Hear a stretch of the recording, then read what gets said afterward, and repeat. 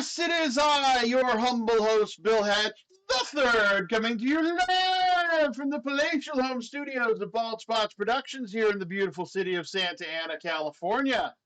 Joining me in studio, as per the usual, is my friend, my brother in Christ, Rudy, who's not actually in the room right now. He stepped out.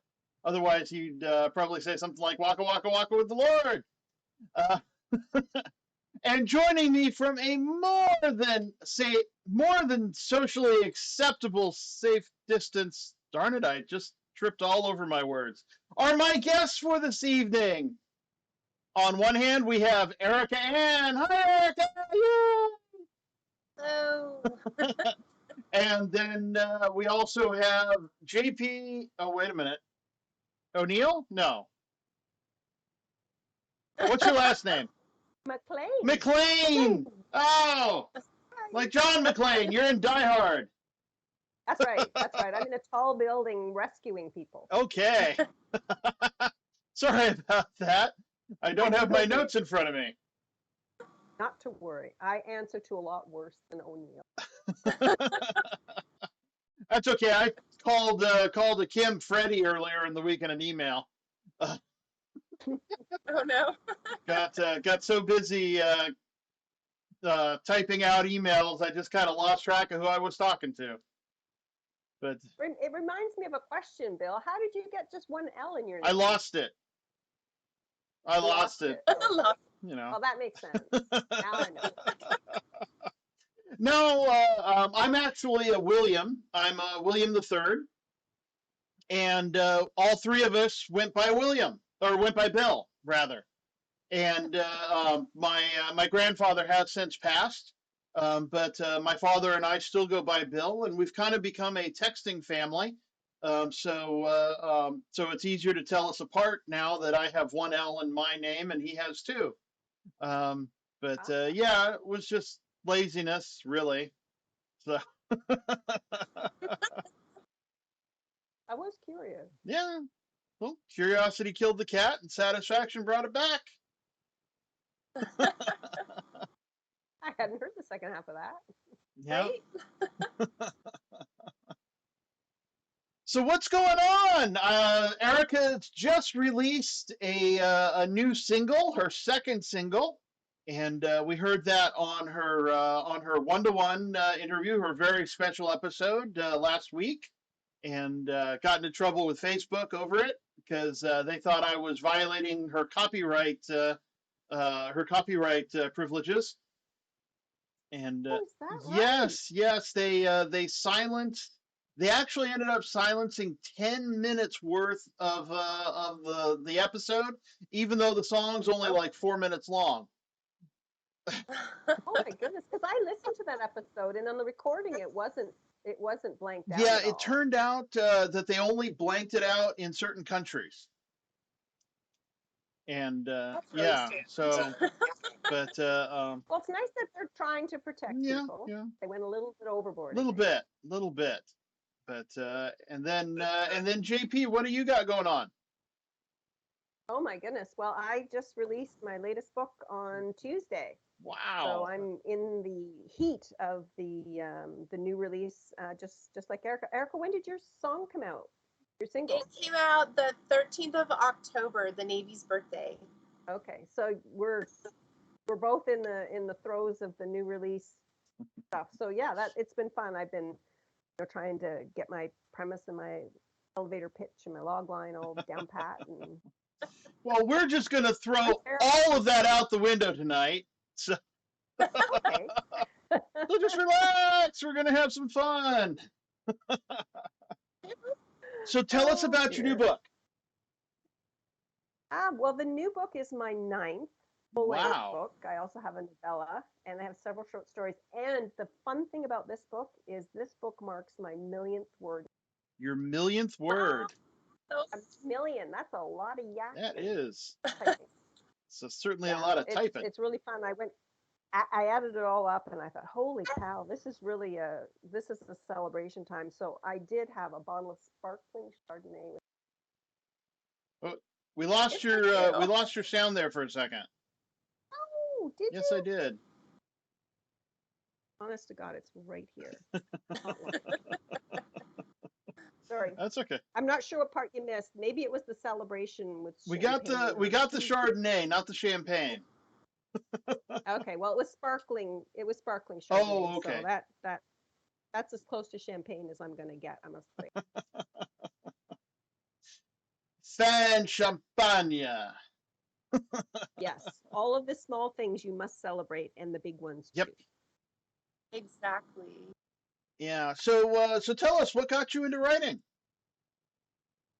What got me into writing was I had been in the sunny South for 5 years, 2 years in Mexico and 3 years in Tucson in Arizona. And it was our first winter back here on the wet coast, which is proving to be again this year. And, the wind was pushing the rain sideways against the window, sticking to the windows. And oh my God, how am I going to get through this first winter back here on the coast after having had such down south? And I decided, because I'd been reading so much urban fantasy and paranormal books during my time away, that I would try my hand at a scene that I had in my head of a woman who jumps off her deck Okay. and flies. That was fun. I loved that so much that I just kept doing it. And come spring, I had something that looked like a book. It wasn't, but it looked like it. It took about another year before it actually sounded and looked like a book. But that's how I started, and it's just a bad habit I've never given up. Okay. That's pretty cool. And just doing it. And then Erika, how about your story? How'd you get into writing music? I have always been a writer since I was younger. I wrote fan fiction before fan fiction was a thing like it is now. When I was a teenager, my cousin and my best friend and I we were so in love with the group Duran Duran, and we all liked someone different in the group.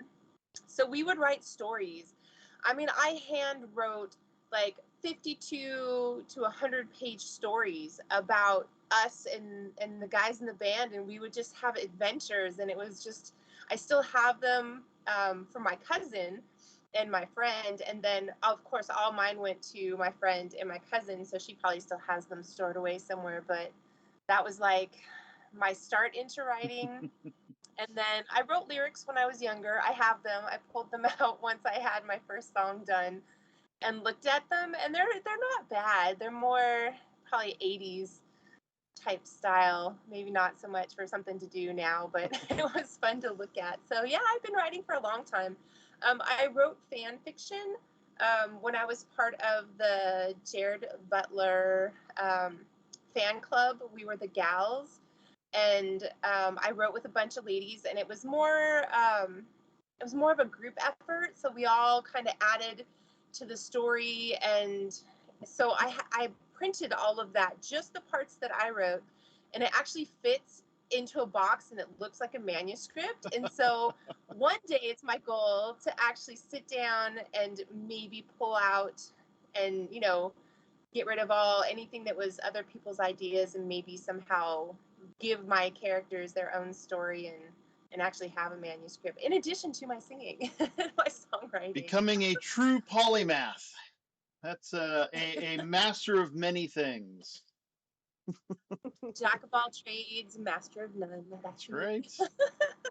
Hey, that saying was actually meant to be a compliment when it was originally came out. The jack of all trades was highly prized back in the day, and yeah. So.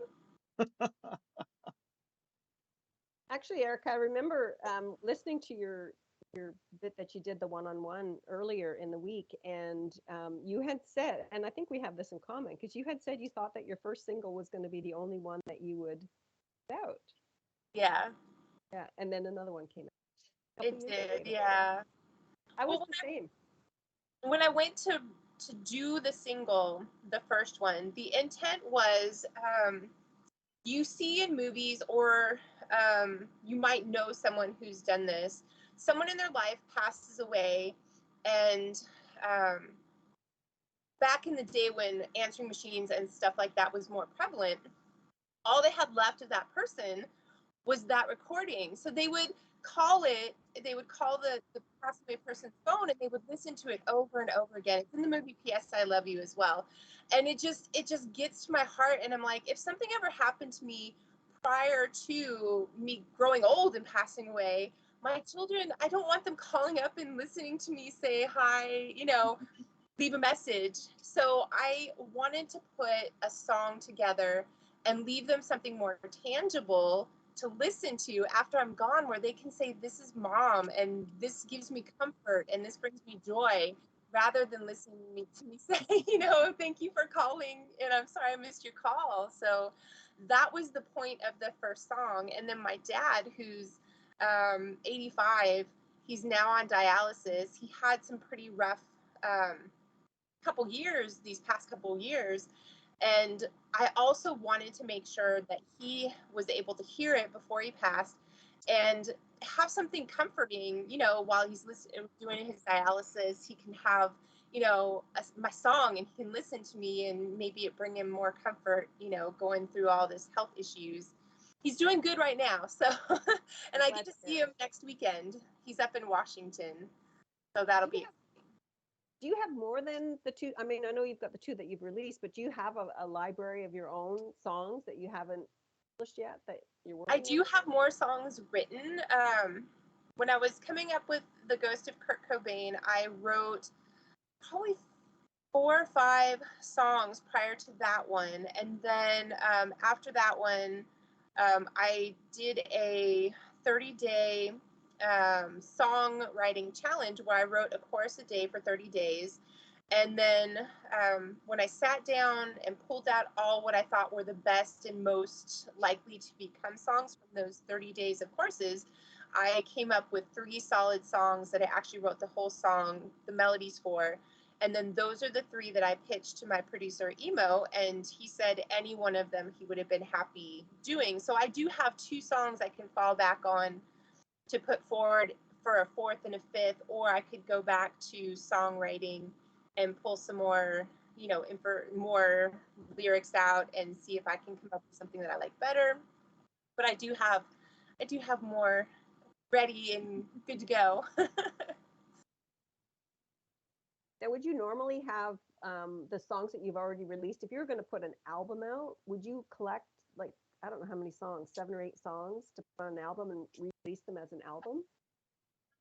I would probably stick to doing singles. They say nowadays that it's smarter to do a single at a time and give that song its own space to become popular and for people to like it. Because if you take anywhere from, an album can be anywhere from like 7 to 13 songs, depending on the artist and the amount of content they have to put out. When you give that to someone, they'll listen to it and they'll gravitate towards certain songs, and the songs that are farther back on the album, possibly, song 11 through 13, might not get as much play and therefore never really hit with people. So that's why they're saying artists should really release in singles nowadays, and then put all those songs onto an album and release it. And that way people are familiar with all the songs and they'll enjoy the whole album. And because music is delivered differently nowadays, where you can stream it, it's just a whole different platform. People don't really go out and buy a CD, they download it. And so it's easier just to put out a single at a time and give that single all the attention, make it the center spotlight for a short time, and then move on to the next single. That makes so much sense. Yeah, I mean, I don't even own a CD. Well, I don't own a CD player. My laptop doesn't have a built-in DVD player. We don't have a DVD player for the TV. The only 2 things we've got is I had to go out and buy an external player to be able to play stuff into my computer.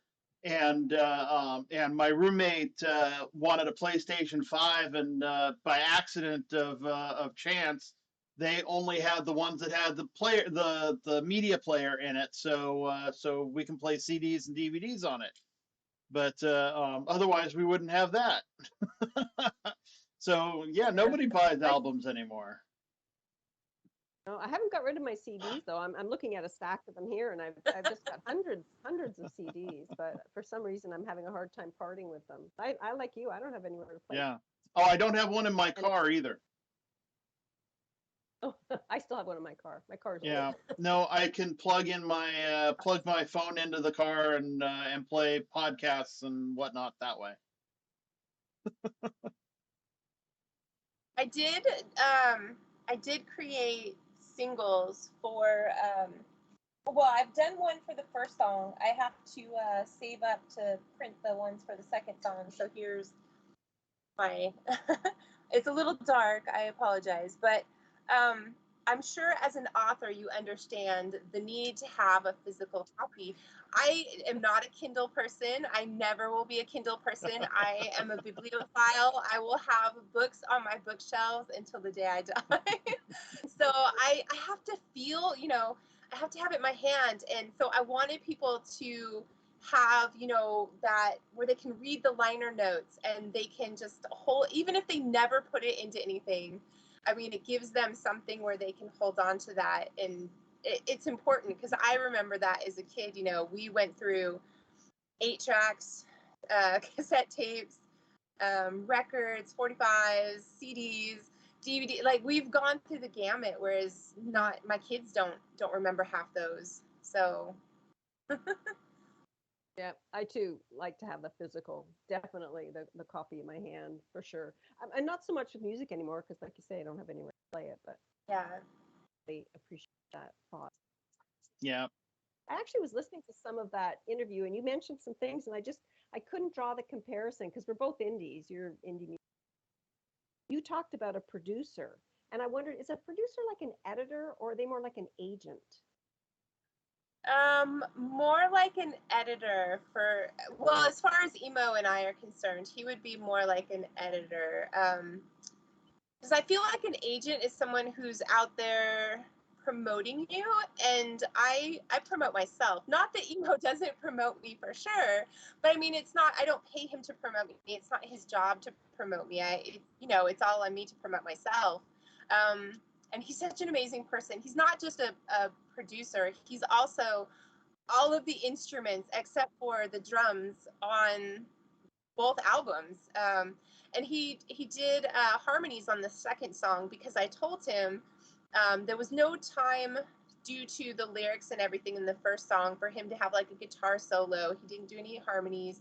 So I told him, I said, I want to hear your voice, even if it's just a guitar solo, but then he added these beautiful harmonies and to the second song. And it's just so great. And I'm so blessed to have, this amazing person who is willing, to support me and to help me bring out those songs, into the world. And they're just amazing. And so, yeah, he's more of the editor because he did all the mixing, the mastering. It's, we recorded it in his studio. It's under his record label. So, yeah. Nice. Okay. Well, that's good. Very good. It's great to have somebody like that in your corner. Absolutely. What about you, JP? Do you do your own editing or do you have an editor? Oh gosh, no. I mean, I do the initial editing, which after I put it away, after I finish writing the first draft, I put it away, and then I take it out weeks later and read it through, tighten it up a little bit. But I cannot, and I don't. I guess there are some like I need other eyes to take a look at it, and I send it off. It gets 3 passes. The first one is a developmental edit, and they see the big things, so they will know. For example, if characters is heavy lifting, draggy enough, adding enough. They may find mistakes and turn. Wow, your And so, audio is going in Yep. and out. Right now it's It's out. out. is Oh, it? yep, it's out. Sorry. It's okay. Okay, Erika, you're gonna have to talk a lot. Now, Mickey won't be too happy if I don't have you talk on the show. Well, I don't. I think it's probably the internet connection. Okay. Um, as I mentioned before, I have trouble with Skype, so I Yeah. think that's probably what it is. But um, okay, I'll just keep trying. Okay. Um, my first is the Developmental editor. Yeah. developmental, and then when I get that back, I fix it all up, and then I send it to a copy editor. And the copy editor does things like check for the correct usage of words and make sure that I've consistent throughout and not use the same verb, for example, in one paragraph twice. And then once I've got all that input, I send it out to a proofreader who reads it for the stuff that I always forget. But I do have beta readers as well, who are people who know the series, know the characters, and like reading, and they will also give me their input in various stages. So it goes through a lot of stages before it's finally out there. Wow. That's a lot of work. That's I amazing. really like writing. That's amazing because when I write, because I have some short stories written and some stuff that's on my goal, my not goals, my vision board for next year is not just to write a song, but to add maybe some short stories, maybe start my memoir. I don't know. Sky's the limit. So I have those on there. But when I write, oh my gosh, I read over, like I'll write a chapter and then I have to reread that chapter to look for, I'm one of those people, I cannot use the same verb like you said. Every word has to be unique and different because I will catch it if it's not. And I don't like reading people who have multiple of the same word. I don't know, some people it gets through, and it's so hard to read and get into a story when it's not unique all the way through. And so I'm glad that you have someone that does that. I was going to ask you, I did look at your webpage, and what's the name of your new book? It's the Ghost something? Ghost Mark. Ghost Mark. Because I was like, oh, Ghost of Kurt Cobain, she's got a ghost in her story. I've never read a horror story other than like children, like Choose Your Way and just like stuff like that when I was younger. I've never read an actual Stephen King. I've never read any of that. For whatever reason, it just never went across in my interest. So I'd like to read your book, but I was going to ask you, where would you suggest I start? I mean, all your books are a series, so it goes from 1 to 9. You said you're on book 9? No, there's 2 series. So the first series goes from 1 to 6, and then there's a companion book, and that's about the secret society of people who. The series you're looking at, the Ghost Mark, it's actually not a horror. It's a supernatural thriller. It's like a paranormal book. It's not horror. Like it's got the word ghost in there. It gets classified as horror. It's more supernatural. So the main character in that story dreams of the past, and at first she's just dreaming of the past, and then she realizes it is the past. It's something made up and then she starts to slip into her. So the series starts with Bloodmark, and the second book is Ghost Mark. So it's just a progression from book 2. And for that series, I would say start at Bloodmark. These books aren't as independent as series were, so it's really easy to follow the story if you start from Bloodmark. Okay. Oh, very cool. Well, I will definitely check them out.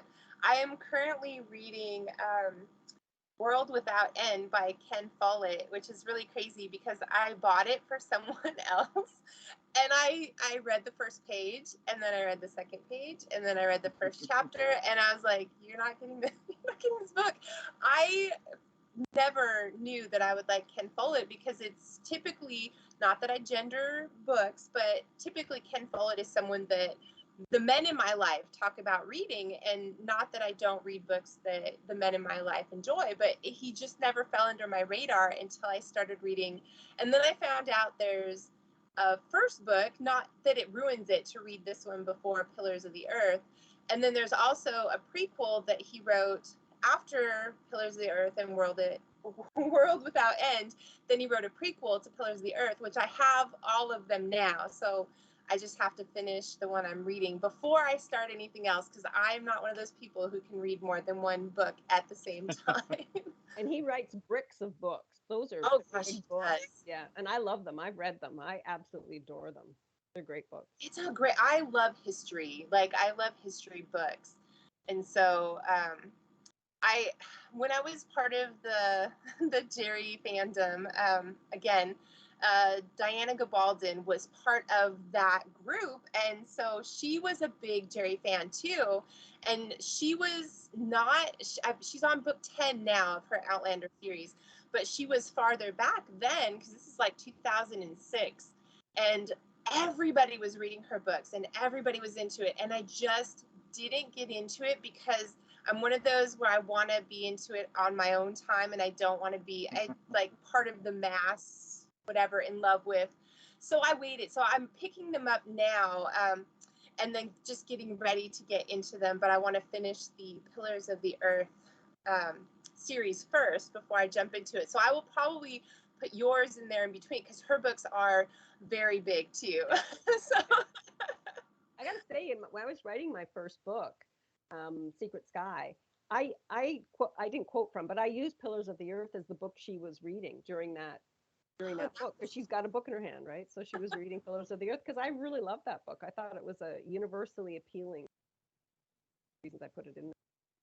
well, good. I'm not the only one. Such a great the world that Yeah. World Without End is amazing. I'm almost done with it. Yeah, and Diana's books are fabulous. I quite enjoy all of her books. I've actually read the first one, I think, 3 times now. I find it inspirational. She's just so good at what she does. And the little details, the attention to detail makes books. I tried to do that in my writing for sure, is to put the touches and the sounds and the little things that people just bring a reader in, envelop them. Oops. And actually, something you said earlier just makes so much sense from a writing perspective. And you talked about how you write your very particular pick. We'll talk about writers. A lot of writers start writing short stories, bigger stories, and I find short stories extremely difficult to write because you have to be so fair in your writing. And I find poetry, which is a lot. Everyone has to have such punch, and I like the space of a novel in order to get my point. So I think people who write lyrics like you and poetry, short stories, are really, really precise with language, and it's a more difficult chore. I don't tend to write as much anymore. And you would think if you write poetry, oh, lyrics would be super easy to write. But what I found when I started songwriting, because the way the process started was a friend of mine, Jason Mans, he's a singer-songwriter, had a Kickstarter, and one of the perks, if you donated to help his music, was you would go into the studio and you would record a song. And so I plunked down that money and was like, okay, let's do this, because now I can do this song to leave for my kids. And the original idea was just to do a cover. So I would like record myself singing some covers and send it to him and see what he thought, vocally, how does it sound? Will it work? What do you think? And I live in Ventura, but I go to LA a lot to see shows. And I had gone to see Blake Lewis. He was on American Idol. He was the beatboxer. I loved him. I saw that he was playing with Elliot Yamin, who was also on American Idol, and they were playing at the Hotel Cafe. So I was like, oh, I gotta go, because he's one of my idols. I gotta go and see if I can meet him, which I did. And I got to see him a few times at other shows and stuff. He's so sweet, so personable. And I had gone to something called Vino Palooza because he was playing with some friends of his and invited me to come. I bought a ticket. It's one of those wine tasting where you get a little bracelet. You can taste all the wines. They have the great music playing for you, some snacks. It was a great time. And so I went to see him. And after the show, I told him, I said, oh, I'm going into the studio with Jason and I'm going to record this song and I'm doing a cover. And he's like, why are you doing a cover? He's like, you need to do an original song. And I was like, well, I don't know. I'm not doing an original song. So then I went back to Jason and said, what if we did an original song? And he's like, well, I always think originals are better. Long emo, he's here. Jason's in Virginia. And so emo was like, yeah, let's do it. Let's do the song. And so I ended up doing an original. But in the process of trying to write those first songs, I would write poetry style. I would just write down what I thought sounded like a good song. And then finally, I got to the Ghost bit while I was running the marathon. Wrote it afterwards when I got home. But I had the melody for the chorus for that, and I would sing it over and over again in my car. And it just became like ingrained. This is definitely the song that's going to be song one. Well, after I finally recorded it and it was done, and I was getting ready for song two, I sat down with those other songs, and I just really couldn't give them a melody. I couldn't give them a voice because they were kind of flat on the page. They were good, and maybe one day they'll get their voice. But now when I write, I sing it, and that's how I wrote the second one. I would sing it. Even if I didn't have the next line, I would just keep singing it, and then finally the line would come, because it would, I'm sure you know this as a writer, you're sitting there and you're writing the line, you're like, I know something has to go next. It's even harder when it has to rhyme or have a spot, And as a author, and I know from my own writing, it didn't have to rhyme, but this needed to have, a certain cadence to it. Otherwise, it wouldn't fit for a song. So I would just have it on the tip of my tongue, like, what's the next line? What's the next? I got it, So the thesaurus is your best friend as a songwriter, because you got to be able to pull out all those words. And it's funny because my songwriting book, the one page will be like the lyrics and the lines that I like, and the other side will be every word that rhymes with the N word. I will just sit there like, okay, it ends with the word rain.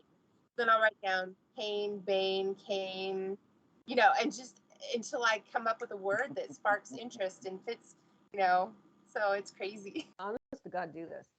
I will read the bit in my draft that's giving me trouble before I go to sleep. And in the night, I will think up, maybe not the answer, but certainly I feel like it moves it ahead a little bit. Yeah. Do you write, I know that both Stephanie Meyer, who wrote Twilight, and he wrote It. Oh my gosh, I just said him earlier too, and now it's escaping me.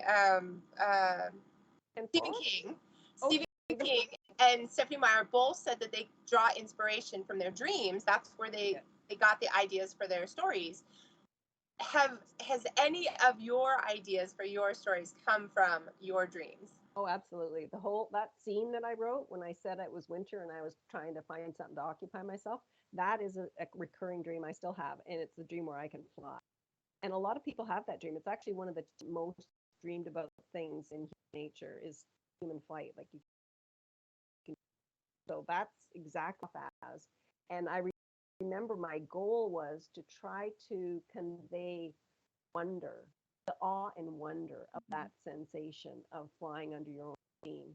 I have no idea other than how I feel. Absolutely, that definitely. So cool. I have never had that dream, But well, not that you remember. No, I remember every dream. The reason why I almost believe, I'm not sure that I don't believe in reincarnation, is because my dreams are so vivid. I can smell, I can feel, no pain, of course, but I mean, everything is so real that when I wake up, sometimes I feel like, all the emotions are there. If I was crying in my dream, I'm crying when I wake up. the craziest thing. And I feel like it fuels my creativity as well. But my dreams are a little more on the I should be writing horror, because I dream about car accidents that I'm walking down the highway and there's strewn cars and bodies, and I see it all. I see it, I smell it, I'm there, and it's like the most frightening thing ever. And then I wake up and I'm like, was I there some point, somewhere, sometime? Like, that my brain is, or because and it's not scenes from movies, it's not things that I'm just forgetting I saw. It's completely different. I mean, I've been in hundreds to thousands of houses in my dreams, and I could tell you about each one, and I've never been in these houses. I have no idea where my brain pulls it from. So Wow. Incredible. It's so interesting, dreams. The whole subject of dreams is so interesting, where they come from and where little bits and pieces go. And the people that interpret dreams tell you, oh, that's because. Yeah. Blah, blah.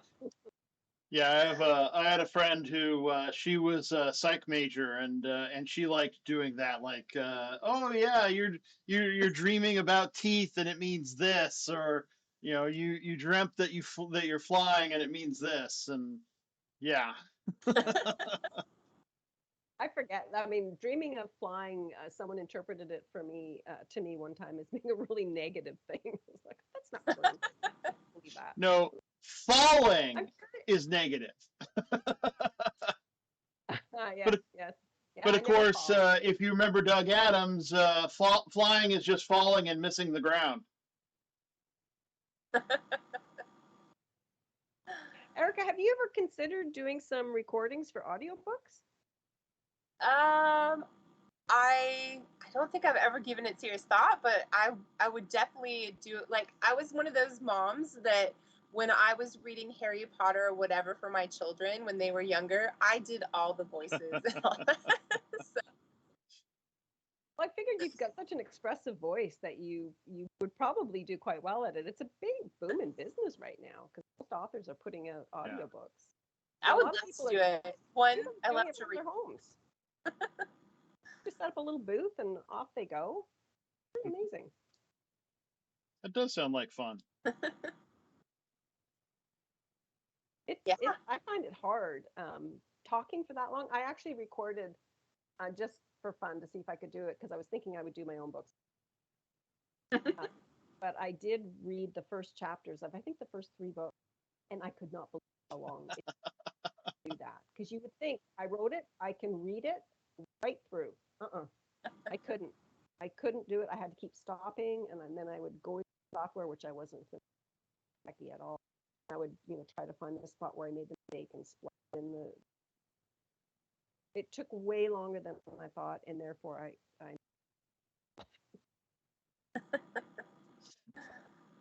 I have another question. As a writer, not a songwriter, but a writer.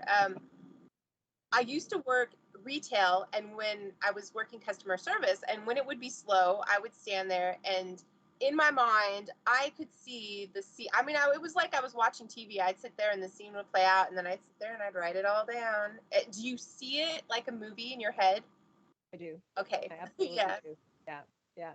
I don't know if all writers do it that way, but maybe they do. But absolutely, I'm always behind the camera, always thinking behind the camera. And I switched up. The first series I wrote all from main character's first person perspective, and that just felt natural to me doing it that way. But when I got to the next series, I decided to completely challenge myself and switch it up. So I'm writing third person from 3 different characters' perspectives. And it's interesting how when you put the camera on the shoulder of 3 different people, you see 3 different things. And so the one scenario that one person is seeing is being interpreted differently from another character's perspective. And that was really fun to write. Yeah, I had always written everything in script style, which was horrible as a writer. Like when I wrote all the fan fiction about Duran Duran and stuff, it was all script because it was easier just to write a person's name and what they said, and then write a little paragraph about what was happening in the scene, instead of having to worry about how a sentence was structured or how a paragraph was structured. And then when I moved into writing fan fiction as an adult, we did the same thing. We just wrote little, the person speaking and all that. And then when I actually sat down to start trying to translate it into a book, I was working with two other ladies that I'm really good friends with. We thought we would pull our stories and we would all write together. I did NaNoWriMo. I hit my goal, and I got the t-shirt and everything, but it wasn't a full book at the end, which made me sad because I was writing with two other people and that was just my portion of the book we were working on. And it fell apart after that because it's very hard to write with other people because you're all individuals. You all have ideas of where it should go and how the story should be. And we're all too green and novice to get together and to be able to do that properly. And it's nothing on the other two ladies or on myself. It's just, I think we took on too much thinking that we could do an actual series with 3 different authors at the same time. It's incredibly hard. So when I started trying to write it on my own, I decided, I got to start writing proper. And so all of that NaNoWriMo writing was all good English, all written just how a book should be written. I think that was first person, but I've switched to third person for my own writing because I feel it's more natural and that I like the idea of just from, the main character's view and then maybe switching to another character somewhere in there. But I enjoy writing from third person. Yeah. What is it you write, Bill? I'm sorry? What is it you I write? haven't written anything since I was a kid. And then it was superhero stories. Time to pull it back out. So I could probably write a movie now. Yeah. Hard to beat a good That's superhero right. story. Lots of flying in there.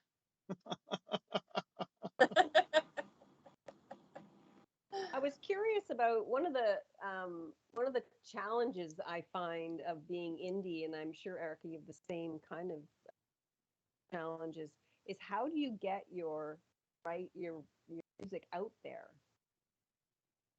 Oh, exactly. Yeah.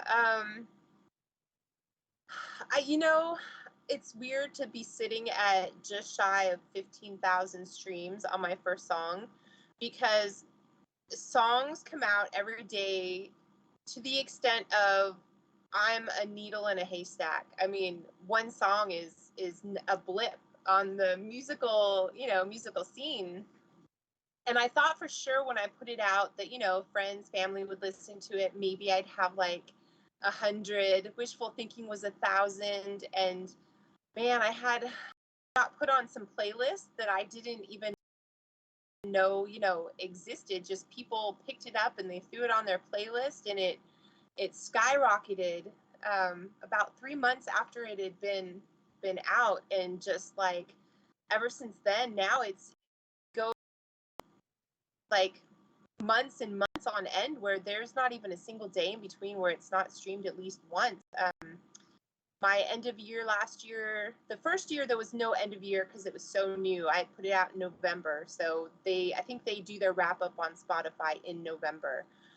So November the following year, they did the wrap up, and I saw the statistics, how many hours it had been listened to, 99 countries. It just blows my mind that, I mean, in the new song, I'm already in 7 countries with the new song.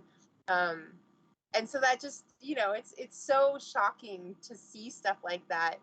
And so, I don't know, I just push it. Like everything that DistroKid, my distribution company, says that I should do, I do. They have a playlist where you can do the wheel of playlists and it'll shuffle you and put you somewhere on their playlist. I think the highest I got for the Ghost of Kurt Cobain was number 3 on their playlist, which means more people obviously saw it when they were tuning into that. But they've created a playlist called Radio Erika Ann, and that one is the one that I get the most plays out of.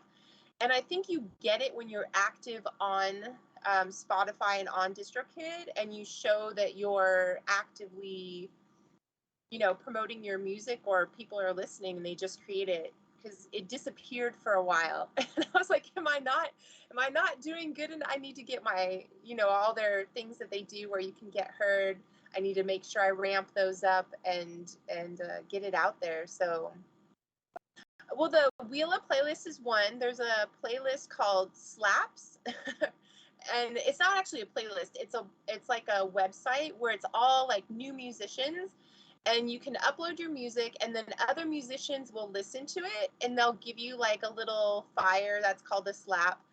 They'll leave you comments, and the only way you can leave comments is if you leave comments for other people and you earn points. So it's not like you can just go in and you can inflate your own music. You actually have to give to get, which I love that concept, where you have to go and listen to other people, give them constructed, and they're all like so nice and so like they'll give you really good comments on your music and stuff, and they're not there to tear you down if they think something isn't quite right. It's just musicians for musicians.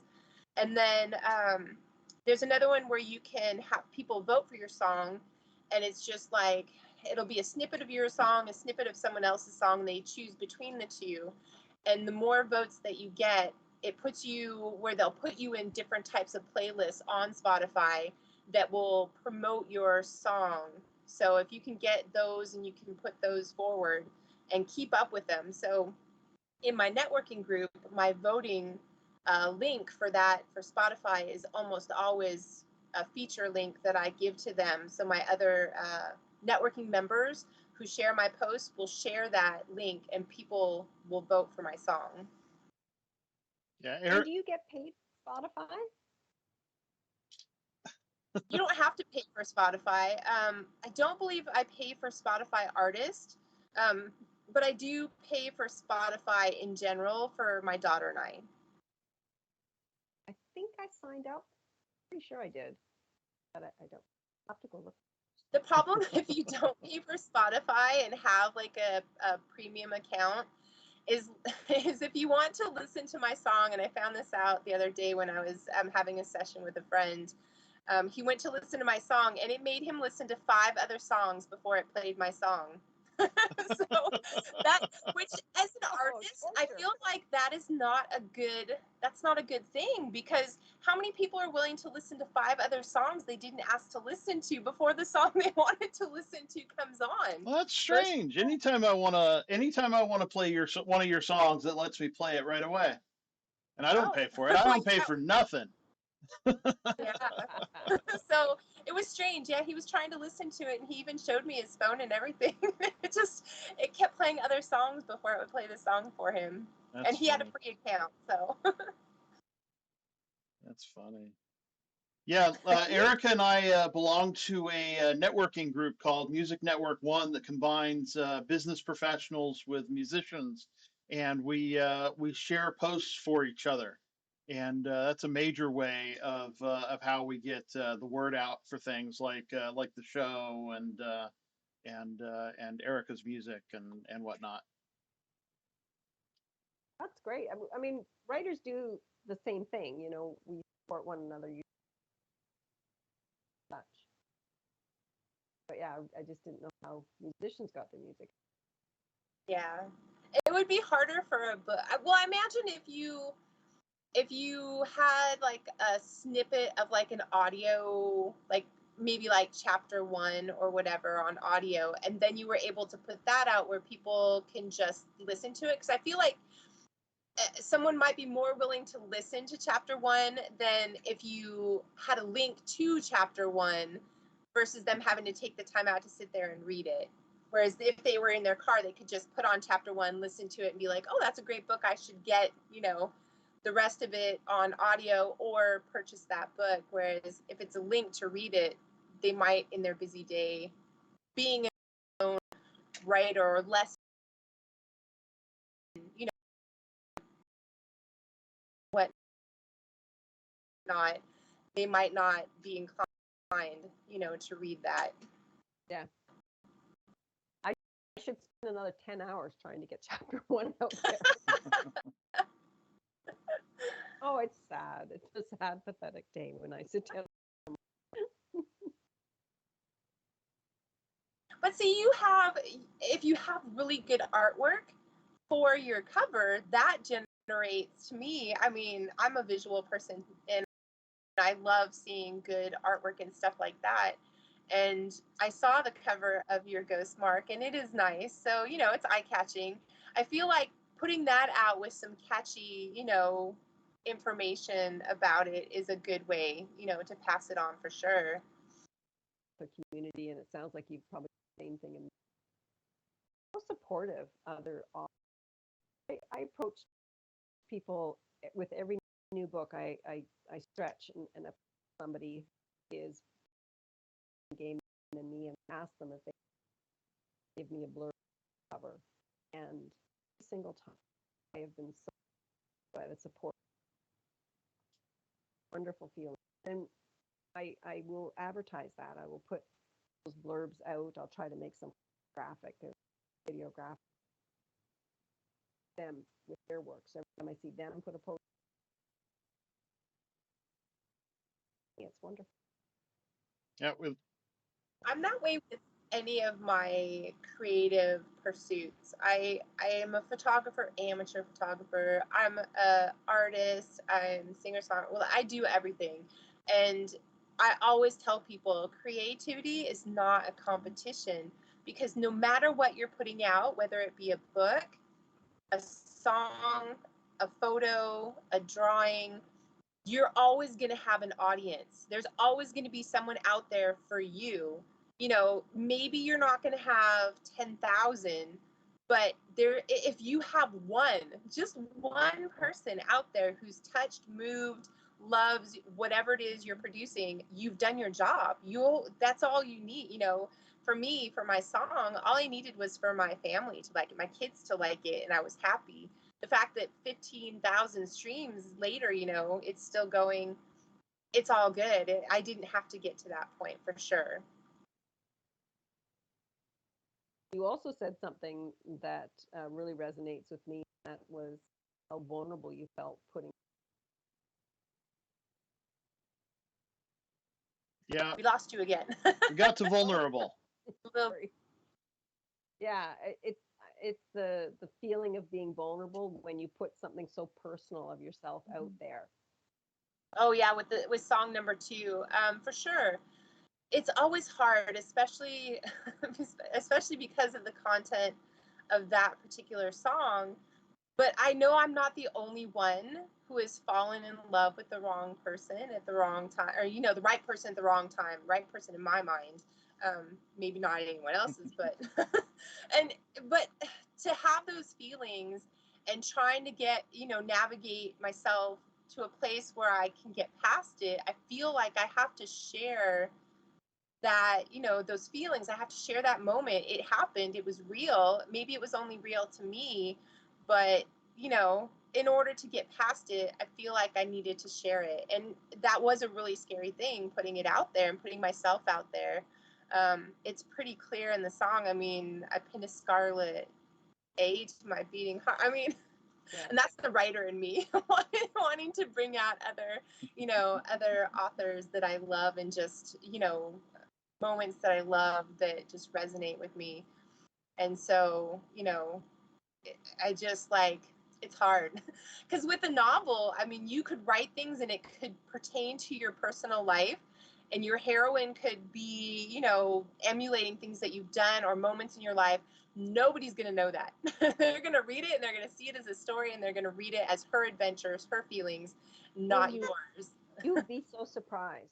You would be so surprised how many people think that the stuff that's happening to the characters is stuff that has happened to me. And I mean, some of it has, but not all of it. But the whole idea that you presented something that is so, you're so proud of and is such an integral part of yourself, and when you send it out there to the universe and people you love might come back, have come back, and didn't like it, maybe thought it was true, thought you could do so much better. And that's the part that is that makes you really feel vulnerable. This is 9 books in. I don't care anymore. Don't like what I write about. It's like, too bad. I'm loving this. But I remember the first couple of times when I got back from people I didn't care about, and I thought, oh, when it's the fact that they're part soldier on. I definitely felt that when the first single was released.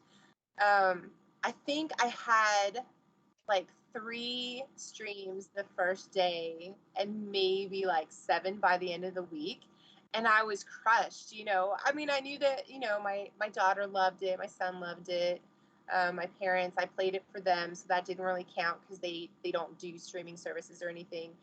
But I thought for sure there would be like maybe, like a dozen of the curious, people who knew me, maybe didn't even like me, but would listen to it at least once just to see, hey, what's this person I don't like, up to? And when that didn't really happen, because it took, like I said, it took 3 or 4 months, maybe even 5. Let's see, I think it was May. So November, so December, January, February, March, April, May. It was like 6 months before it like got put on that one playlist and it just exploded. Like my mind was blown.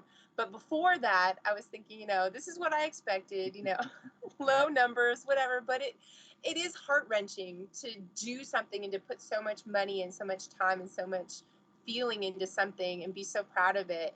And like my closest friends didn't even really, say much, or I lost friends over it because they wanted to do it but didn't want to put in the time, the effort, the money, and so that was something new too, was losing people over something where I thought for sure they would stand behind me. And I have since though had people, friends of mine that are trying to do music and whatnot, and just kind of coming up against a wall and not knowing how or what to do or what the next step is, and coming to me and saying, you're doing it, can you help me? Can you show me the process? Can you tell me the process? And I'm so overjoyed to help them, because I want everyone to, even if it doesn't go anywhere, I want you to do it. I want you to put it out there. If that's what your heart says, yes, make that music. If I can help you, I definitely will. I'll steer you in the right way. You can talk to emo, whatever it is that you need. I'm here for you for sure. I do the exact same with my friends who are writers and people who I meet. I meet a lot of people at fairs and markets, and a lot of them will say, I'm writing a book. I would like to write a book, but I don't know how to. And I'm thrilled to help them. I give them my card, call me. I'm just like you. It's an artistic endeavor, and I don't consider other authors my competitors. They are my cheerleaders, and they're the up when I need pull, I support. I'm reaching down and lifting a hand up to people down below me. I'm reaching up too, looking for better than me. Get their support and a few tidbits of rubbing them a little, hoping some of the gold wears off. So who is your, like, who would you fangirl over author-wise? Who's your, like, you would just visit if you met them? Oh, well, and have you met them? there are a few. Diana, I have met, so I fangirled over her. And then Deborah Harkness, Dr. Deborah Harkness. Vampire. Oh, no. There it goes. And then Victoria Aveyard. Absolutely loved her. She wrote the Red Queen series, and her imagination magic. I'm currently reading The Witch Collector by, oh my God, I'm like walking around with it in my hand. I can't put it down. It's so, but I keep looking at that percent red and hoping that number goes down instead of up, because I want it to be. So I do have a lot of favorites.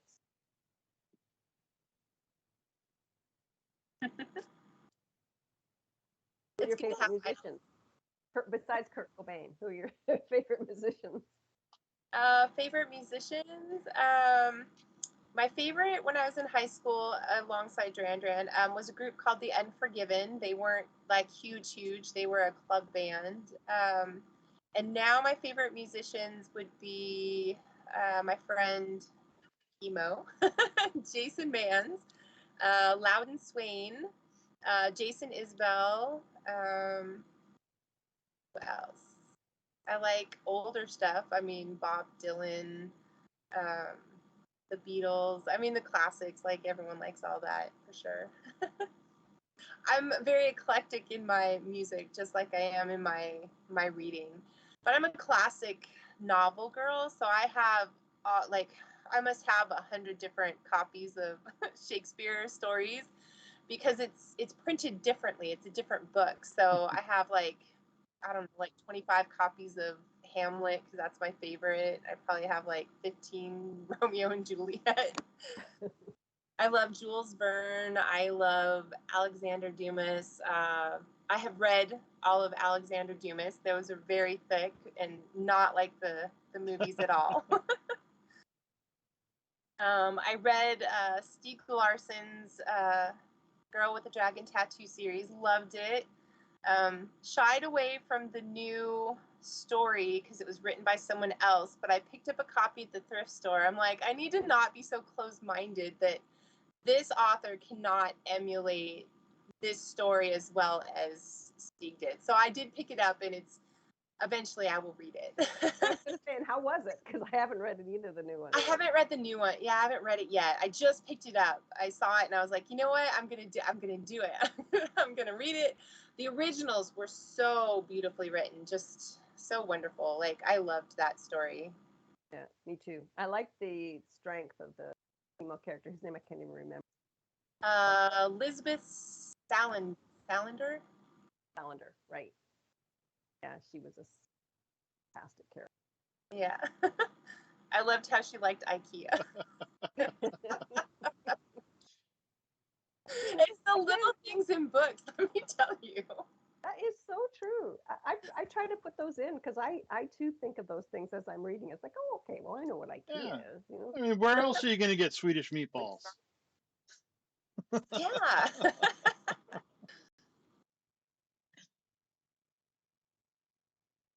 So, how do you get over that initial block, that first word to come out, and you're thinking that, oh no, it's gonna be terrible, and maybe I shouldn't do this at all, kind of thoughts. How do you get over that? Because I think that's what I would think if I was writing a book. I'd sit down and stare at the blank white page and just kind Yeah, of stare I at it. missed the first half of that because I was frozen on the screen with my mouth. Oh, From my end, of course. But you were asking about the first word on the page? yeah.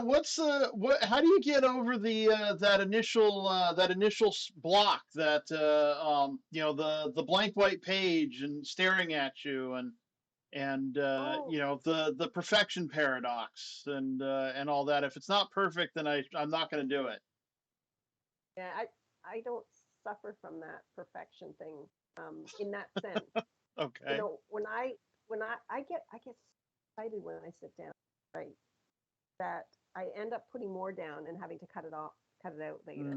I end up having, and when I see the blank page, it's usually when I'm about a third of the way into the book, and that's when I'll stumble and I'll think, okay, this is the saggy middle talk about that you've got to deal with, and that's when I get stuck.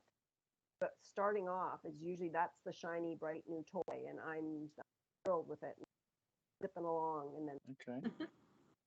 and then when I get stuck, it's I'll go out into the garden and try not to think about it, and it'll be you know working away in the background, or I will cook, or I will listen to music, or anything but write, and the ideas will eventually come, and I just trust that the ideas will come. So far, I've been lucky. You have to remember, Bill, in writing, you don't have to start at page 1. You could start in the middle of your novel if you wanted to, if that's where you have inspiration. Doesn't mean you'll end up using it when you get there, but you might. So you can start anywhere. It's the freedom of writing. Okay. You can start anywhere. You don't have to start at page 1. Okay. Yeah, and I've done that. When I know that I don't know how I'm going to get from where I am to the scene I want to write, but I'm real excited about that scene that I'm going to write. And so I'll write that scene and just tuck it away. And then eventually I'll get to it where I'll have to bridge to it. And then I may have to change a little bit at the beginning and the end to make it. But yeah, right. Just write something else. Yeah, why not? Yes. Write the ending You first. might I've also you might be able to appreciate this, Bill. I started writing a book. I started it like 2017 or 2018. I still have it saved in my computer. The book is called 101 Night Stands That Never Happened. So my idea was to write 101 stories with celebrities, and I wrote down 101 different celebrity names, and I started with Jimmy Fallon. I have that story almost finished, of 101 night stands with these people that never happened, just because I thought that would be the most incredible thing to read. 101 night stands that never happened, but you'll read it and you'll think it happened, but it didn't actually happen. And why I started with Jimmy Fallon, I don't know. Okay. Just because. Just because. So then what motivates you to keep going? Either one of you, when you're writing and you get up in the morning and it's time to start writing and all. What keeps you motivated? I'm sorry, I was gaping at the.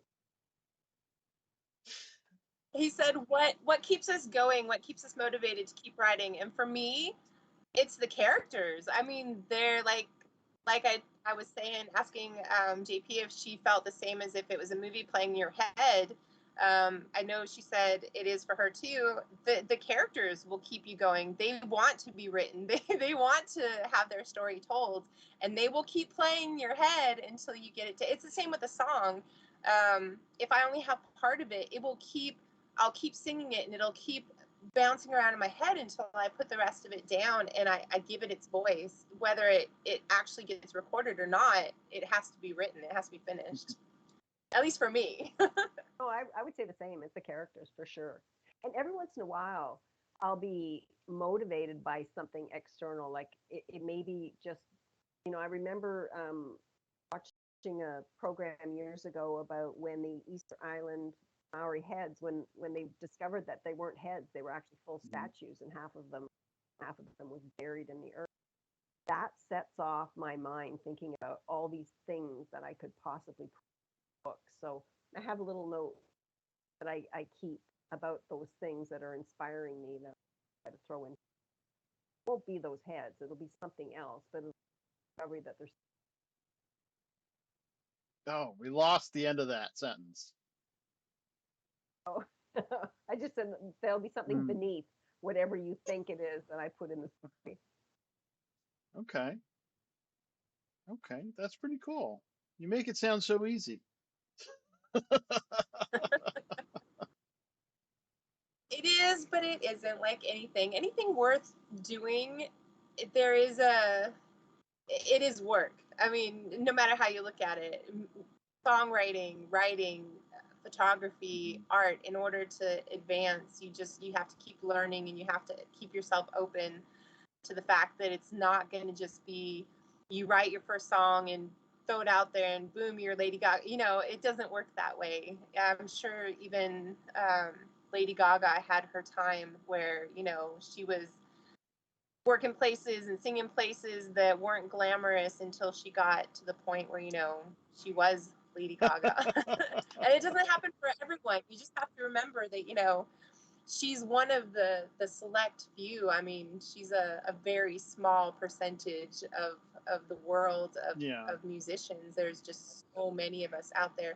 And I've heard some amazing singers on TikTok, and I'm like, why isn't this person? But I know why they're not out there. And their TikTok is just another avenue for them to try to put themselves out there and to be seen and to be heard. And hopefully, they get that chance and they get that dream. But I mean, Hollywood and all that is only so big. I think it's better for authors. We don't have to be like huge necessarily. I mean, our stories will still get out there and they'll still be out there. I think that the digital books have been a real boon for authors in that, somebody may not want to spend $20 on trade paperback, but they may spend enjoy the book they just is pretty good. Yeah, there's so many resources out there now for the self-published or independent author. Um, independent editors, independent publicists, and the like to help you. There are even publishing houses that specialize in the independent author and helping them do their thing. But yeah, it's amazing, and the same thing with musicians too. I mean, it's so easy to get music out. It may not be good, but it's easy to get out. Yeah. Yeah.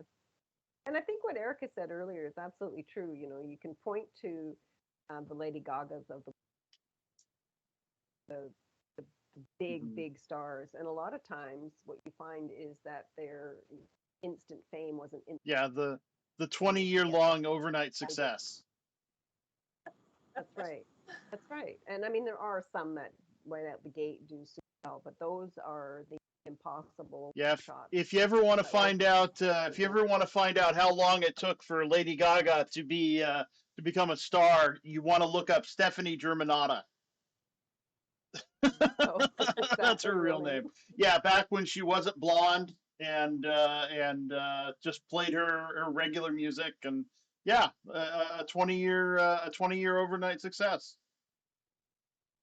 And then people Yep. try to tear her down. It's just so frustrating that you Yeah. finally make it, and then there's some little tear you down. Let's just celebrate the Yeah, why successes. not? As long as you're not hurting anybody. Yeah, that's right. But wow, we've talked about so much. So many of my standby questions have already been answered. Well, I've got a question. I've got a Sure. question for Erica anyway. Um, one of the challenges that I find as a writer is keeping your voice, your unique voice, but coming up with a different story to tell. How do you do that with your music? Because your music has to be, I mean, obviously the same voice, but it's a different story. Each song tells a different story. That's an amazing question because I was talking to Bill earlier for our networking group. We had a session, and I told him that part of being a songwriter is hard in that um, you'll have these feelings inside. You'll be going through whatever it is you're going through, and you'll hear a song. You'll be like, "Wow, those words are perfect," but they're already taken. Because here's someone who's found these amazing words that describe exactly how I'm feeling. And that's the point of that person putting that song out, so that I do, connect with them and I understand that I'm not alone and that someone else in the world has these feelings. But then when it comes time when you want to sit down and you want to write those words, it can be really challenging trying to find words. And maybe I don't have as much trouble when I'm writing as a story writer, because I can sit down and I can come up with fantastical things and write and not worry about, am I plagiarizing some other writer, because I know that I'm not. I know the original thoughts.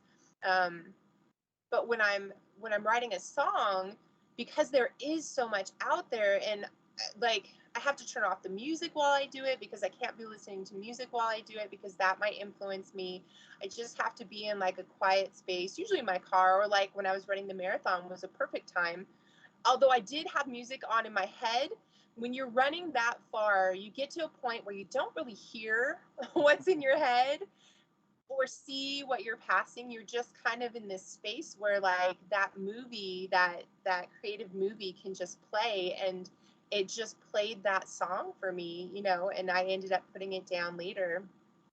So yeah, finding that that voice, and keeping everything, because when you do end up putting everything onto, say, an album, it does have to have kind of a cohesiveness where the sounds have to be not exactly similar, but the themes have to kind of fit together, and it has to kind of form this nice, neat little package of either like acoustic, whatever it might be, where it all fits together.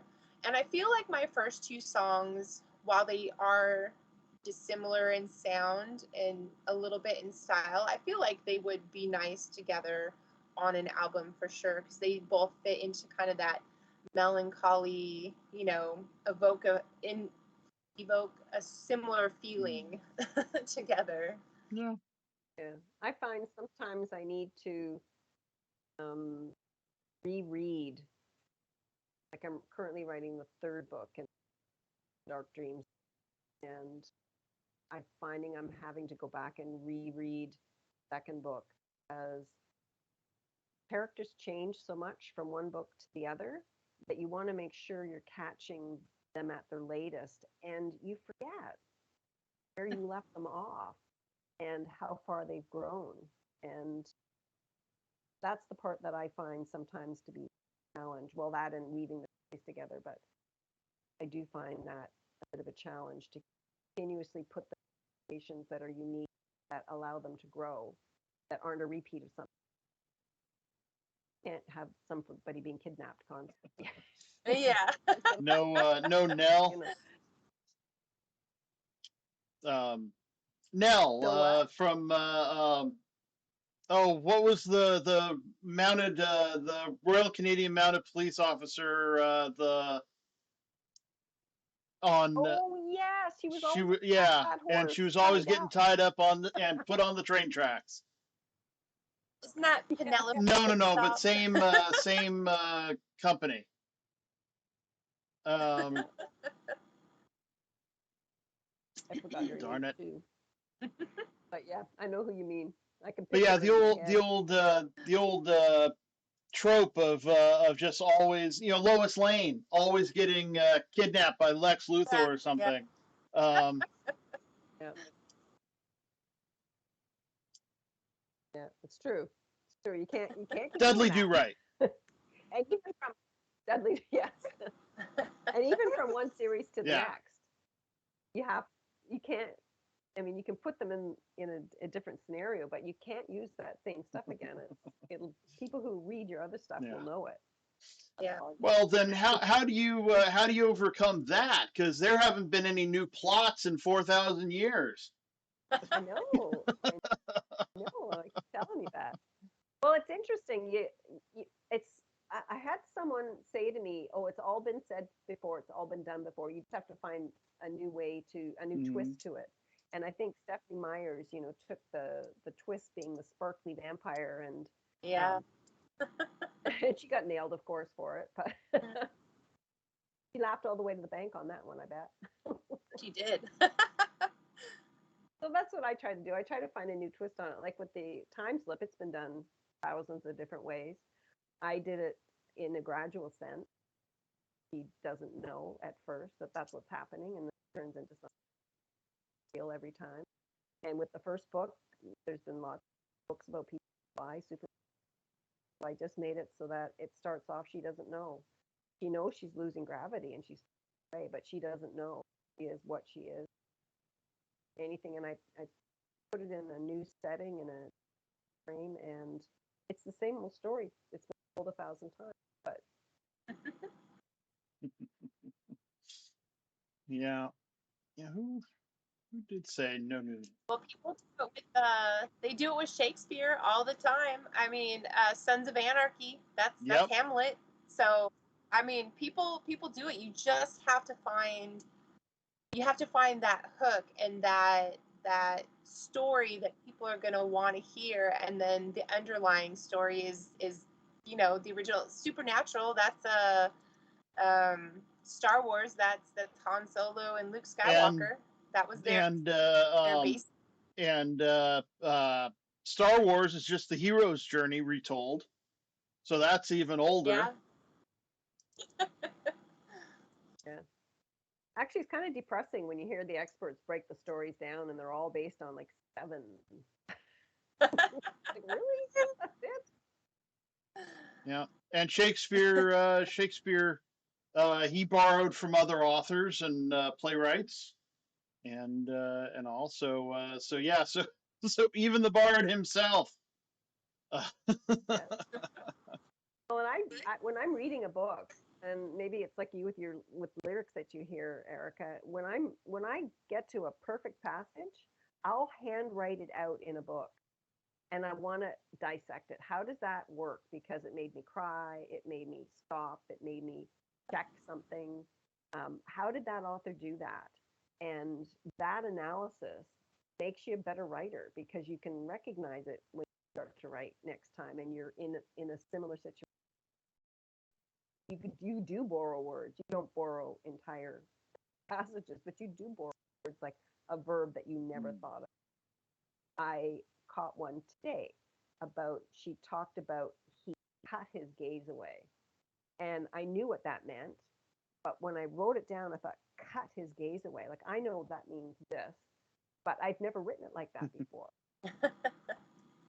That's another word that I can add to my okay. Okay. That's just how I find these new things to use. I get worried in my writing in that, like, not the funny book, the 101 Nights, but I've been, the story that I started working on with my friends, where I pulled my characters away and started rewriting it as its own because I love the characters and I feel like I could do my own story and I could do my own book easily. And so I have a lot of it, not a lot of it, but I have like passages of it written, and I read it and I just like I get to the end and I'm like, what? There's no more. This is good. I'm like, where's more? You know, I want to read more, but I haven't written it. And then I hear stuff about like Stephanie Meyer, and they're, like you said, they're dissecting her story, and they're like, she meant this big philosophical whatever with this, and this meant that.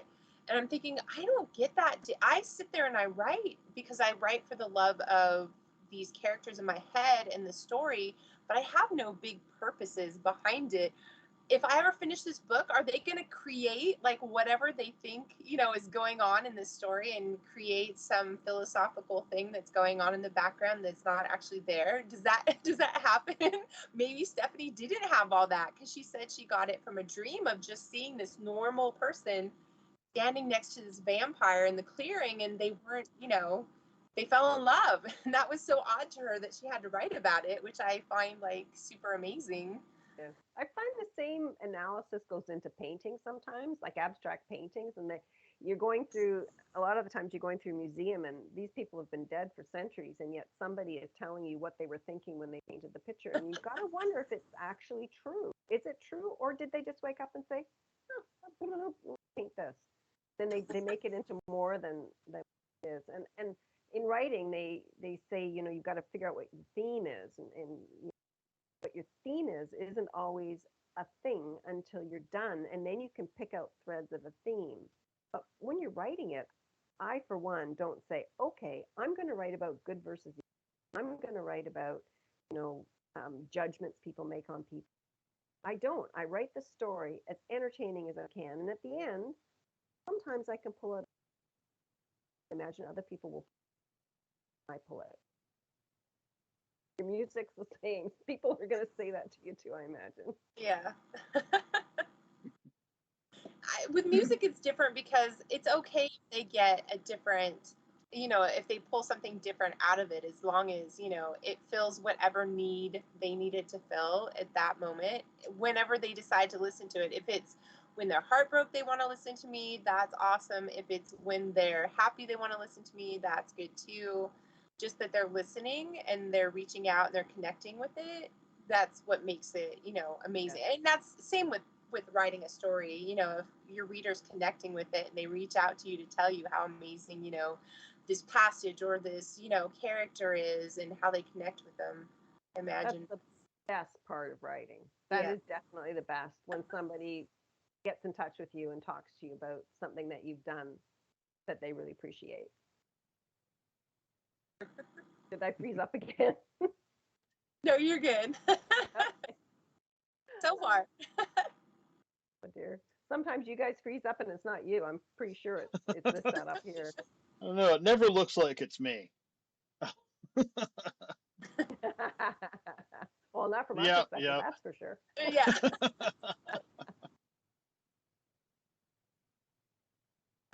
Actually, reviews are. Do you get reviews on music, or is it just thumbs up and likes and streams, or do people write reviews about music? They could if they wanted to. I know my friend Jason Manns, when his um, album, the first album that he released when we had met in 2016, he released one, I believe, in 2017, and it came out on Amazon. And so I wrote this. I am the very longest review he has on Amazon because I am a writer, and I just felt like I needed to sit and tell people how wonderful this album was.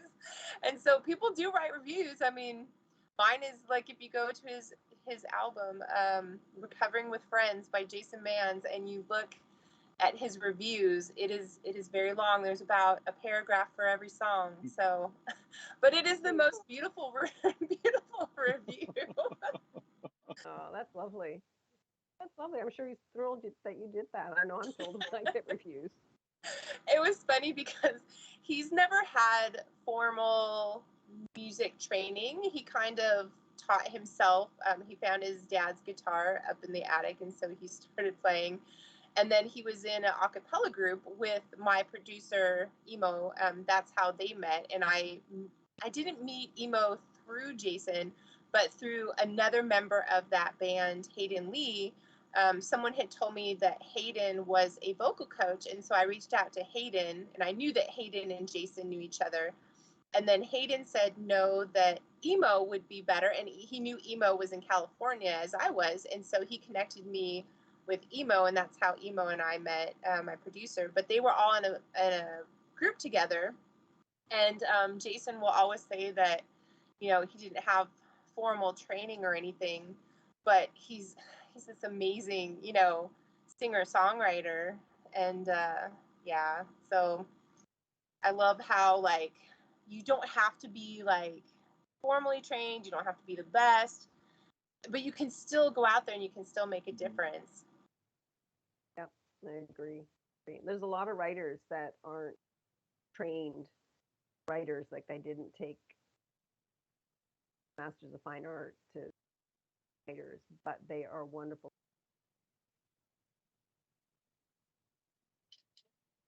Yeah, absolutely.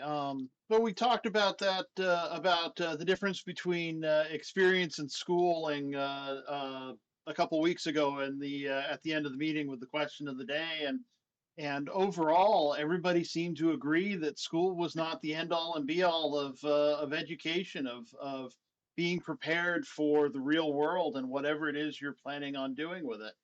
Um, that it's all about your experience, and so I guess the lesson is just do it. Yeah. Oh, absolutely. And so many times you hear success stories, and when you dig into the success stories, a lot of times it is being in the right place, paired Mhm. at the right time. The right person hears you. It's not necessarily thing you did or didn't do. It's just that you got paired at the right time, right people, and that pushed you over the top. And that's terrific when that happens, but it just doesn't Yeah. happen very often. Yeah. Yep. There are only so many people playing in the NBA. Yeah. Very true. You think about it, there's only 26 letters in the alphabet, Yeah. billion words. That's a lot of alphabets. And an infinite amount of ways you can string them together. So true. So true. Yeah. Yeah. One of the things that I did to make my characters different from the first series to this series was, in the first series, she has a university education, and the whole book is written from that perspective. Well, not the whole book. You can tell the different levels. And so in this book, she's not. She's high school at best and not very good. And so being able to take a completely different spin on the characters and put them in a different environment really shook things up and made it fun. But you see the differences between that have a little bit of privilege and the people. any privilege, and what a big difference that makes. And for sure, in this industry, there are influencers, and it's nice if you can get able to push your career ahead. Did you do a lot of research to be able to write basically from the perspective of a person who has such a different background from yourself, or what? How did you do that? Yeah, I took a Okay. lot of workshops. I do a lot of workshops, and I've taken a lot, and I find that the more you write, the better you get at those things. And the kinds of things you pick up at workshops are things like, if you're in a situation where you have an opportunity to describe something like a coat, for um, you can define someone's background by how you describe that coat. So, is it fine wool? Is it knobbly wool? Does it have leather accents, or is it ratty and torn at the corner? So little wee things, including language, no big words, nothing you might have to look up in slang, a little bit of I gotchas, and it's hard to come up with examples right on the spot, but your characters that define who they are. And even when you're writing in a class you're not familiar with, you can still come up with language from your own experiences. Maybe it's experiences you had in the principal's office, or in your boss's offices or something, but you do come up with that language that expresses in a much different way what class they're from versus what class your characters are from. And you play around with that more and more, and you get to know it, and it becomes easier to do them. I'm certainly finding it easier to connect to those types of people I did when I first started out, that's for sure. Okay, that's cool. Where are good places to find good and worthwhile workshops if someone was Oh my interested in goodness. that? The place that I've been at for a couple of years now is called the Creative Academy, and it's free to join. They ask for donations, and you can pick up information there on pretty much any aspect of writing that you want to pick up on. You can take character development, you can take dialogue, you can take plot development, story development, just dozens and dozens and dozens of workshops that you can, and they're all recorded. We see people participating in the workshop, and you can just take it at your leisure. It's called the Creative Academy, and it is, I highly recommend it. But other ones you can take online come through associations. I'm a member of the BC Federation of Writers, and they put on workshops. I'm a member of the Alliance of Independent Authors. They put on workshops. And I'm online. Whenever I see anything interesting online, I won't hesitate to sign up and take a workshop, because you learn so much. It's a terrific way to pick up little. Always be learning. I know I took some creative writing workshops at Ventura College when I was stationed out here in Ventura when I was still in the military. And authors would come in and they would teach whatever the workshop was about. And I would go because I wanted to learn more. I went back to college to get more like history and all that in order to become a better writer, because I felt like I needed to know more about the world in order to write about the world. So I went back to college and got my associate's degree. And I got that education that I gave up for experience when I first left the house, because I went for experience first. Well, now you've got both. There's still so much to learn, though. Oh my goodness. It never stops. You will never stop learning. Hopefully, you'll never stop learning. Yeah. I know I haven't. Just today, I learned cut. I'm going to use it in interesting ways from now on.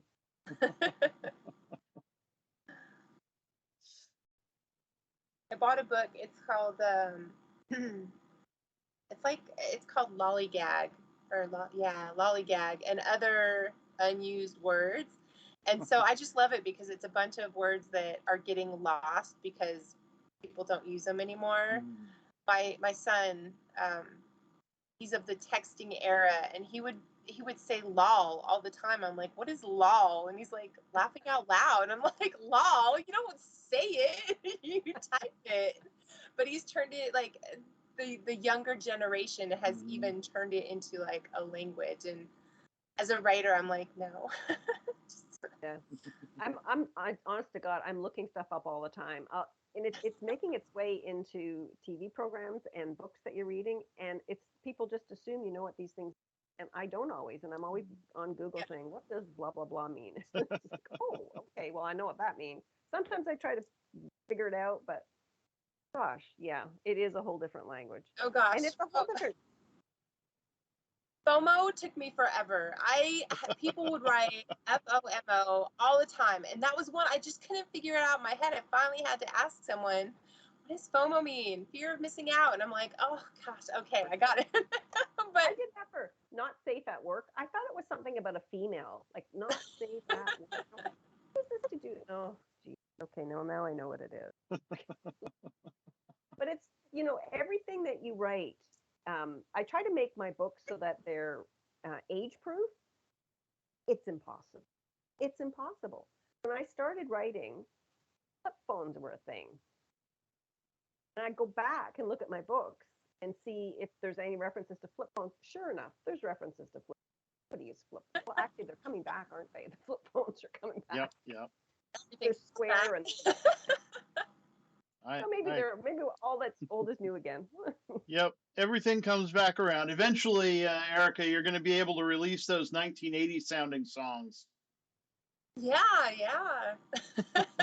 They'll be brand new. They'll be brand new. You just can get rid of the shoulder pads when you're singing. Yeah. I don't know if shoulder pads probably already have come and gone. Oh yeah, for sure. Because they were in the 30s. Yeah. Betty Davis and. I think we're in the 60s again and early 70s with clothing. Everything looks very cottage core and hippie to me at the stores.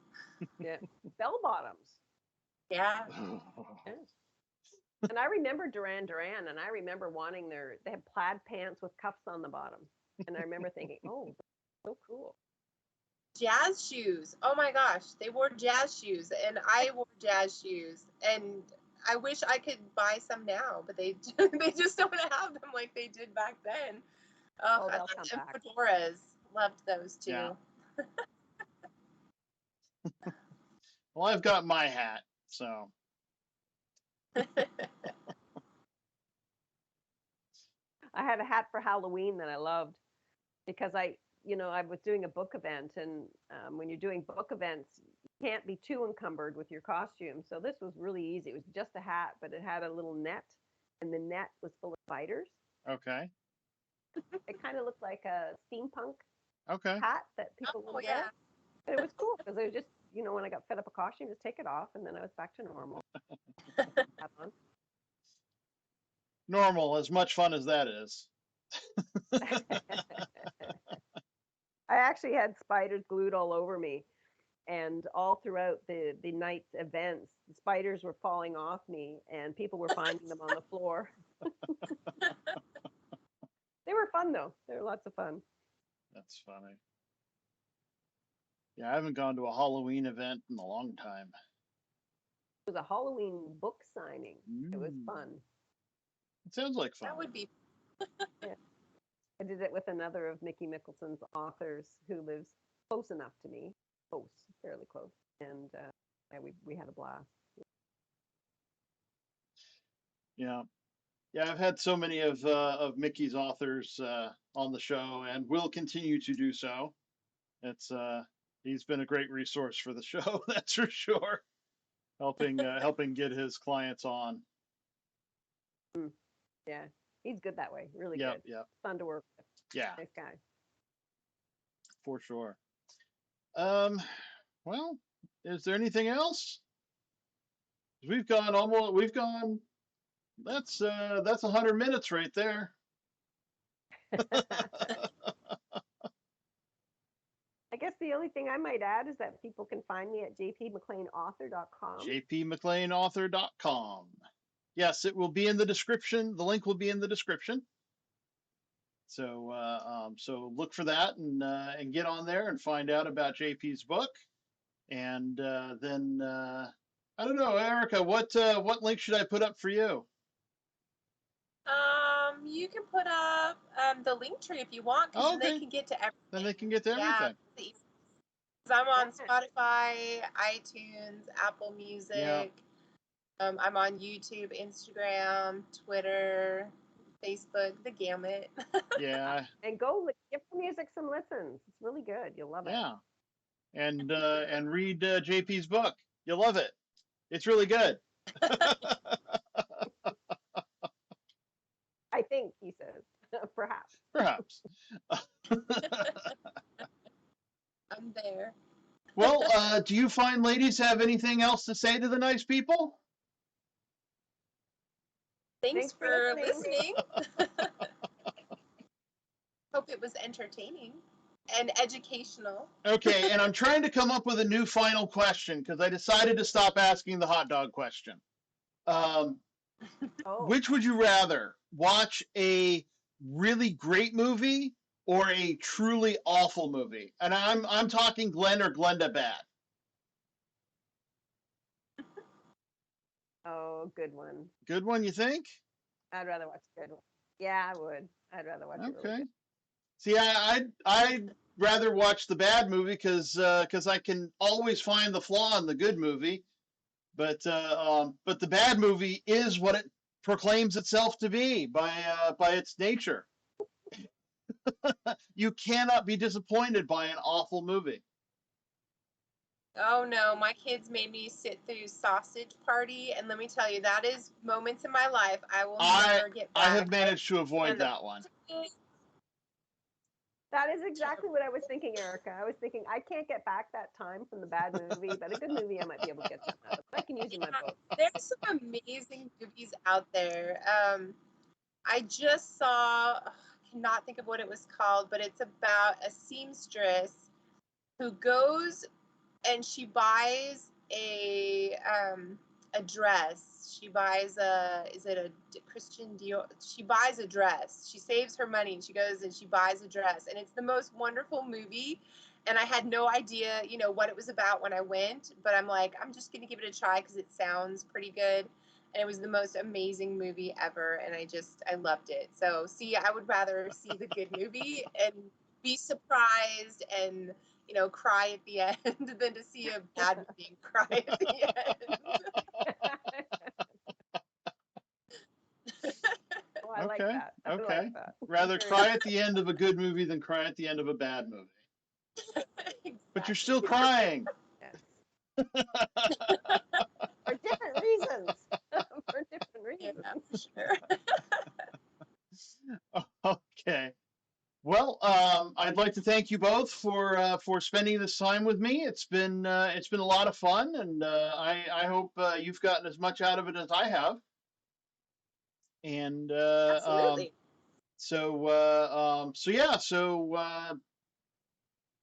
Be safe out there, and remember to wash your hands and watch the ending credits. Thank you. Great being here. Good night. Yeah. Good night. Thank you all for tuning in. This has been a presentation of Bald Spots Productions. I'd like to thank my producer, my beloved mother, Eileen Hatch. I, of course, am your humble host. I would like to once again thank my special guests, JP McLean and Erika Ann. Please, if you feel so led, support the show over on Patreon, where there's Bald Spots Pro. And don't you dare miss not YWL Online. You can find us on Facebook, YouTube, and wherever fine podcasts are proffered. Let's see, tune in next time for Amy Romine and Brian Wagner. It's going to be another interesting conversation. Please be sure to like, comment, share, subscribe, follow, whatever you got to do to stay informed, because that's going to kick the algorithm into gear and help us reach more people, which is the point. and we'd certainly like to reach more people. Thank you again for tuning in, and have yourselves a wonderful whenever.